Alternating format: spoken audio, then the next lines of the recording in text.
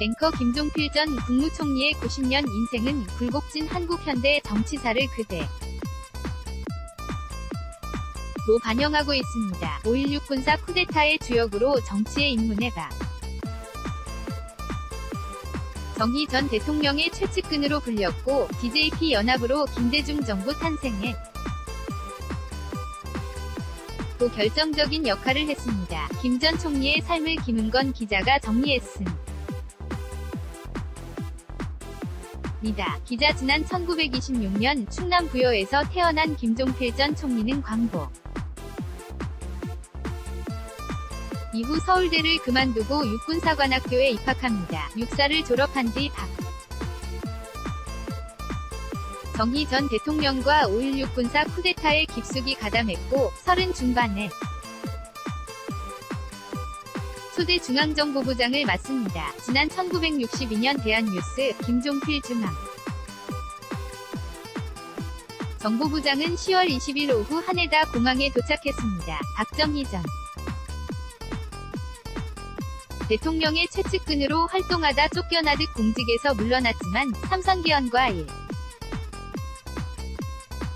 0월 유신에 협조하며 화려하게 정계로 복귀합니다. 1971년 공화당 부총 제를 지내며 8대 국회의원에 당선됐고 같은 해 6월에는 46위 나이로 11대 국무총리에 오릅니다. 박 전 대통령 서거 뒤 전두환의 신군부에 여정계를 은퇴했던 김 전 총리는 1987년 신민주공화당을 창당하고 3년 뒤 김영삼, 노태우 전 대통령과 함께 3당 합당을 이룹니다. 지난 1990년 대한뉴스 민정당 총재인 노태우 대통령과 김영삼 민주당 총재 김종필 공화당 총재는 청와대에서 회담을 갖고 합당에 따른 핵심 사안들을 구체적으로 논의했습니다. 하지만 5년 뒤 다시 민자당을 탈당해 자유 민주연합을 세우고 1997년 15대 대선을 앞두고는 김대중 전 대통령과 손을 잡으며 DJP 연합을 성사시킵니다. 김종필 전 국무총리 난 1997년 서로 믿지 못하면 이런 일 못합니다. 이후 김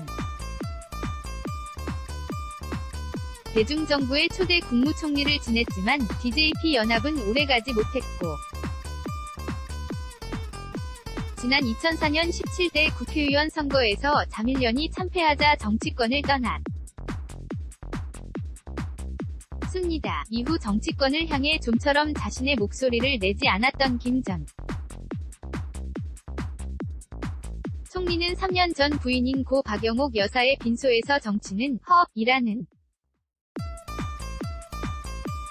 말로 기나긴 정치 인생을 반추했습니다. 김종필 전 국무총리 지난 2015년 열매를 맺어 놓으면 국민이 따먹지 정치인이 먹는 건 하나도 없어요. 그래서 내가 정치를 허업이라고 그랬습니다. YTN 김은건 입니다.